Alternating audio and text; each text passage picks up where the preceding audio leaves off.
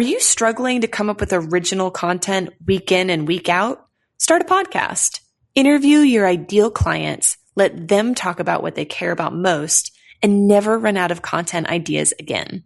Learn more at sweetfishmedia.com. You're listening to the B2B Growth Show, a podcast dedicated to helping B2B executives achieve explosive growth. Whether you're looking for techniques and strategies or tools and resources, you've come to the right place. I'm James Carberry. And I'm Jonathan Green. Let's get into the show. Welcome back to the B2B Growth Show. We're here today with Dan Faggella. He's the founder and CEO at Tech Emergence. He's also the founder and CEO of CLVboost. Dan, how you doing today? Doing well, James. Glad to be here, brother. I'm really excited to chat with you today, Dan. We were talking offline a bit, and we're going to be focusing today's interview on really B2C marketing skills that translate to B2B. This is an interesting topic for you specifically because this is your story. Can you tell our listeners a little bit about, why this is something you're so familiar with? Yeah, totally. I'll give you the backdrop here of kind of how, where I cut my teeth in marketing and then how that translates to the B2B world. So earlier, this is 4 or 5 years ago, I had started a business called scienceofskill.com. And that's basically a skill development, e-learning, e-commerce website for the kind of martial arts and self-protection space. So hand-to-hand self-defense, self-protection gear, those kind of things. There ends up being a pretty big market for that. And we grew that to well over $2 million in sales in about 4 years. I just sold the thing for 7 figures to fund my venture out here in the Bay Area, in the artificial intelligence world. And really marketing direct to consumer with low ticket items, James. I'm talking about between $7 and $40. Most of our transactions are kind of in that range. So really low ticket stuff. You're not going to get on the phone to make a $20 sale. So this was very much a B2C play. Sure, we did customer surveys, but it was really high volume via email, via automation. We couldn't be too high touch with a lot of these folks. However, as it turns out, in 2015, when CLVboost kind of became a consultancy, I do a lot less of that these days, but when I was doing consulting, there were a lot of other folks that were interested in e-commerce. A lot of other folks were interested in recurring revenue businesses and marketing automation. And so we turned that into a consulting business and ended up using actually the same strategies, many of the same strategies that we were using to sell B2C products, $20 item, with a little bit more detail, a little bit more dialed in-ness, and a lot more integration of the phone. We're basically able to take the same systems and use it to build a 6-figure consulting business in the marketing automation space. So didn't know how to do marketing except for selling these really low-ticket things. And as it turns out, with a little bit more dialed-up attention and getting phone appointments instead of initial purchases, the same marketing systems worked to build a B2B business as well. I love it. I love it. So we're going to talk about 3 specific B2C marketing skills that translate to B2B. And this first one that we're going to be talking about is content leading to relevant opt-ins. You said in the B2B space, HubSpot, is really kind of the best example that you've seen or a really good example of somebody who really gets this. I've heard the term used content upgrade. Yep. And so explain to the folks listening to this, maybe they're not familiar with a content upgrade, explain what that is and why it's so effective. Yeah, totally. So I'll dive into this. And to be frank, the origins of this particular strategy for the most part is really kind of the internet marketing world, curiously enough, James. So kind of the bootstrap your own online business space, really scrappy marketing focused kind of online sales. And now there's other businesses that have taken we could say a classier and or a more at scale kind of approach to the same kind of game. But the basic idea is this. And I'll use the example of the B2C business that we had. If we were writing an article where we were interviewing some folks who were experts on, let's say, firearms for self-protection, so kind of home defense related firearms, where to store things, what kinds of, firearm models they wanted, whatever, our audience was really into that. So we did a lot of interviews in that space. We might have somewhere near the bottom of that article or mentioned in the audio of the interview somewhere kind of tastefully near the end, maybe, the fact that we had a 45-minute instructional program about, storing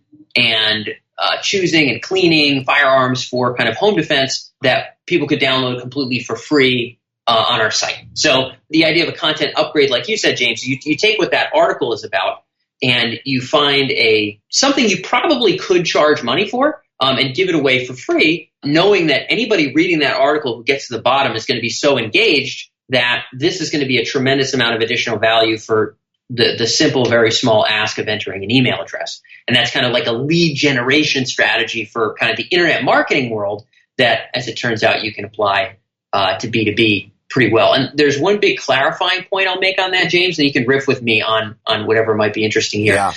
The clarifying point is a lot of times people think about content upgrade and it's like, oh man, every single blog I write, do I have to create some kind of huge, super valuable thing on the end of each of the blog posts? And the answer is definitely no. However, you should, in my personal opinion, be able to silo your content into major categories of user intent. That is to say, let's just say in my business, James, really people are going to show up broadly. If I look across all the search terms, I look across all the article engagement, I look across my email open rates, and I say, what are people into? Why do people come to us? I look at my surveys. In our case, it would have been hand-to-hand self-protection, firearms related, mostly strictly to self-defense. We didn't really have many gun collectors. We didn't have many gun enthusiasts just for the sake of being a gun enthusiast. It was very much self-defense oriented. And folks who are interested in weapons, bladed weapons or whatever the case may be. So we kind of had people who wanted specifically self-defense related skills in those three core areas. So what does that mean? It means basically all of my blogs are very likely to fit into one of those three categories.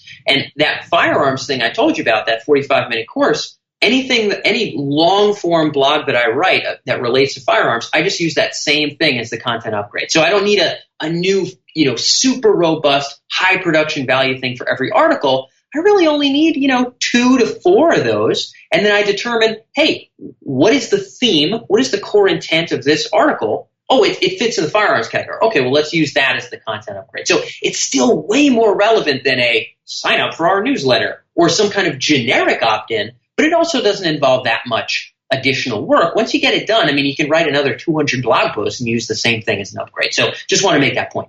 No, I like that a lot. I've studied, there's a gentleman named Brian, I'm blanking on his last name now. Brian Dean, or are you talking about SEO? No, not Brian Dean. His name is, he's the Video Fruit guy. Video Fruit is the name of his company, videofruit.com. I've heard of the company. I don't know the fellow, though. Yeah, so he's big on content upgrades, and I've heard him talk about, there's like 11 or 12 different styles that you can do. So you can boil, the blog post into a checklist.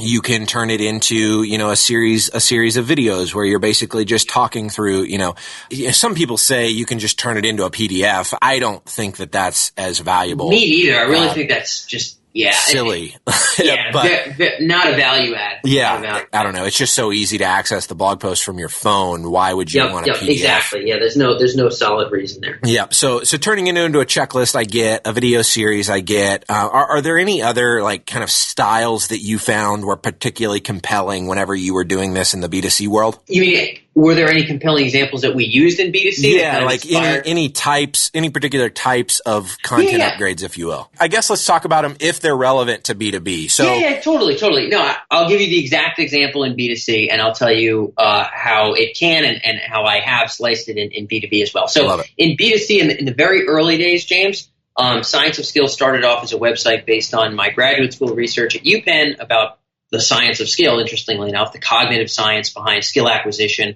kind of a bit of the neuroscience behind skill acquisition, and how we can apply that to martial arts. So the major focus areas in our martial arts content were leg lock techniques, beating bigger opponents, and kind of choke techniques. This was very much specific to Brazilian Jiu-Jitsu. You don't have to know Brazilian Jiu-Jitsu. I'm just telling you that was the martial art audience.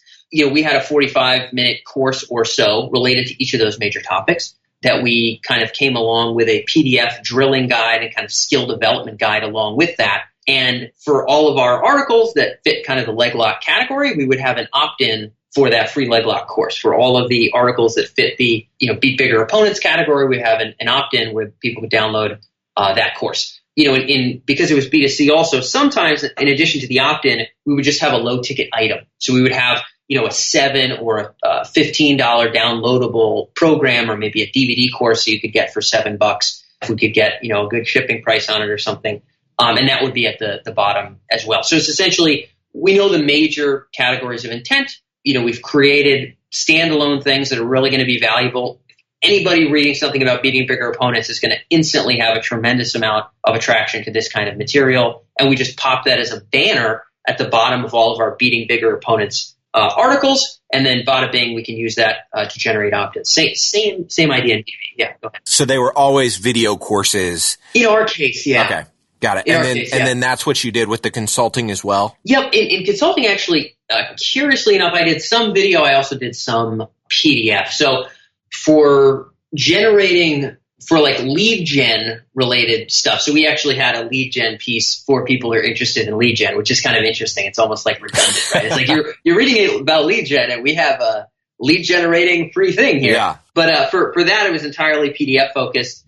There were another two. One was on e-commerce sales and one was on phone appointments. Those were actually videos that I had already filmed for the online academy that we have at CLVboost. So I have, all the stuff that we use to get Science of Skill to 7 figures and kind of automated enough so we could sell it for cash. That stuff was all kind of built into CLV, kind of like the curriculum that people would learn from CLV. So that stuff was already in the academy. So I was basically taking content that we were already selling to paid members and saying, hey, we'll be able to give you this 45-minute thing. So those were video, but there was another, one of our other opt-ins. Again, it was, I want more opt-ins, I want to sell more stuff online, and I want more appointments. Those are kind of the 3 core intents of people that came to CLV. And it does take a little bit, James. I should be very wary of telling your audience to jump immediately at, here's our categories. That's a little bit dangerous. It's a much safer bet to poll and or survey your people, to talk to on the phone your people, and figure out, why is it that folks show up to your site? What is it that they actually seem to enjoy? What is it that they trust you for? What are the burning needs that when they come to your page, they have in their hearts? And once you know the major categories of those, then you can start feeling confident creating these opt-ins. If I had jumped the gun with CLVboost, James, I would have thought everybody coming to us for those consulting services was an e-commerce guy, because most of what I was writing about was marketing automation for e-commerce. But as it turns out, it was a ton of guys in the business space who wanted to know, well, how do I automate people booking themselves to sit on my calendar so I can talk to them and sell them, right? It ended up being half those people. So we ended up not creating those 3 segments of opt-ins on day one. It was after we could get a feel for people. So once we got the feel, it was either leads, appointments, or e-commerce sales. And we had a course for each, and we wrote blog content around each every single month to kind of keep the SEO juice and the lead flow going. So I would advise your folks at home to very much tune into your audience and think hard, brainstorm with other folks on your team before you pull the trigger on what are those concrete silos of content, those concrete silos of intent from your audience. Got it. And so once you've used these content upgrades, you've started collecting information for your target buyers. Now, this next piece that we're going to talk about, Dan, is around the autoresponders that lead to the initial conversion goal. Can you talk to us about that for a bit? Big time. So again, I first learned this in B2C. We're selling $7 or $40 things. We cannot drive over to someone's office building and, give them an in-person pitch for a $7 product, right? It doesn't really work out. So we were very high volume, very low ticket, which was great because we didn't depend on any one customer, but it meant that we ended up needing to really kind of scale our marketing with a lot of automation rather than do a lot of onesie-twosie stuff. So when someone entered our system as a lead, for about 2 weeks, they would receive, depending on what they opted in for, depending on if they bought something on the front end or if they didn't buy something on the front end, they would get 10 days or 2 weeks of messaging, kind of bringing them to whatever the most likely best purchase fit was from there. So in our case, maybe if you opted in to learn more about hand-to-hand self-defense, there would be kind of an entry-level hand-to-hand self-defense course from, let's say, a Marine Corps instructor that we had filmed, a year ago. And you could buy that for $27 as like a DVD set or something. So we would kind of take it down the most natural path to the next possible transaction based on what it is that you've already expressed interest in. So we've mixed content with offers for sale. Then in the consulting business for CLV, back when consulting was really what I focused on there, now it's a little bit more just kind of a site where I jot down my ideas about marketing and kind of do the newsletter thing. But we would do the same thing only for appointments. So people would opt in. They'd either want more leads, they'd want more e-commerce sales, so they'd want more sales appointments. And there would be a mix of content with a sprinkling of hey, here's my calendar. Let me know, what time you'd like to book. And we'd let people pick their own time with, I use an app called Calendly, James. Yeah, You've probably heard of it. Yeah, that's what I use. Plenty of people. I think it's a lot prettier looking than Time Trade or You Can Book Me or these other things. It's like they kind of have like this janky legacy feel, and Calendly has this very clean, modern, clean feel. Yeah, and people like that, right? People are going to pay thousands of dollars up front to learn fancy marketing skills. They kind of want the feeling that you've got the right tools and that you're a professional outfit. So we'd use that, and we'd also just use conversational emails of kind of asking pretty overtly, hey, is there a time in the coming week that doesn't fit in this calendar? Hey, feel free to just fling me an email back here. We'll make sure we can fit something in. So the autoresponder, instead of getting you to your first $27, $17 course like in B2C, we would take what you said you wanted. Let's say it's more B2B appointments. We would sprinkle a bunch of content about super useful tactics with case studies of other people who were successful. So, for CLVboost, we've got a bunch of B2C clients, guy that owns a physical therapy clinic, a guy that owns a consultancy, all kinds of different folks who've had really nice things to say about what they've gotten out of our marketing automation in the appointment getting world. So we'd sprinkle kind of case studies and testimonials with useful content with, hey, if you'd like to, see if you might be able to get more appointments with some of the work that we do, I'd be happy to catch up for free and get a sense of yada, yada, yada. And then after they book the appointment, it would let them fill out a form. So I'd have a lot of background information. We could really get right down to business on that first call. So same kind of idea. What's the next logical purchase based on what you've selected as your interest? Same thing I would do for a hand-to-hand self-defense guy. I would do for I want more appointments guy with marketing automation. Instead of the credit card, I'm just looking for an appointment. So initial autoresponder. I love it. So, Dan, we don't have very much time left, but I want to touch on this third one real quick. So beyond kind of the autoresponder leading to your initial conversion goal, then you've got lifecycle autoresponders. Can you spend a minute or two talking about kind of high level, what are these lifecycle autoresponders? Yeah, I'll talk about it as a concept, James, and I'll let people kind of do their own brainstorming on the specifics. But the idea is this, if somebody opts in and maybe you determine what you want that first buying step to be. Maybe it's booking an appointment. If they don't do that by X date, let's say 10 days in, how do you want to communicate with them next? And what might be your next attempt? So maybe you want to sprinkle more content on them for a couple weeks, and then you want to go for the appointment again. Okay, that's cool. You can automate that. Maybe, like we did in CLVboost, if you didn't want to book an appointment, we would sell you an instructional course on marketing automation, same stuff we've used to build a 7-figure company. And you could buy that for, $47, $97. And then from there, if you made that purchase, we'd say, oh, by the way, I saw you made this purchase. When you watch the course, if you'd actually like some hands-on help doing some of this stuff, you can feel free to reach out and be in touch with us. So if people do your next step, how do you want to automatically market to them to get them to whatever the next phase is? If they don't do whatever your desired next step is, how would you want to communicate and market to them then to still try to get them to take maybe the next best step forward for them? And if you can think that through and you can map that out, then with Infusionsoft or any other kind of marketing automation software, you can build out kind of those life cycle marketing chains that will kind of get appointments and sales sort of on autopilot, whether people do what you want on the front end or not. So they're not really a dead lead for maybe a month into the future because you're always doing these little coaxing factors of proper, succinct marketing to get them back on the phone or back to your sales page or whatever. So that's the idea. People can brainstorm on that on their own. I love it. I love it. Dan, this has been fantastic. There's a ton of insight here that I think listeners are going to get a ton of value from. If there's somebody that wants to stay connected with you, maybe they want to learn more about CLVboost, what's the best way for them to go about doing that?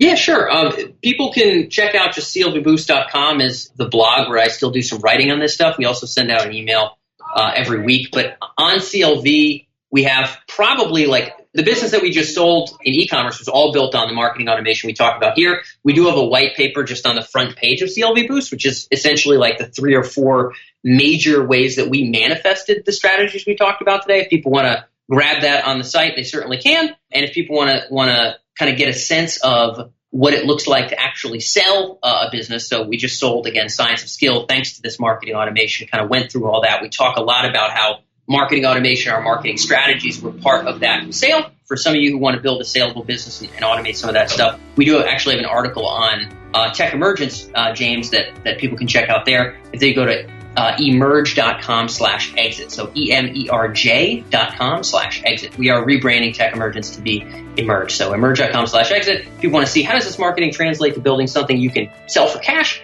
that's kind of the article that talks about putting the end cap on our marketing strategies and finally getting a cash out. I love it.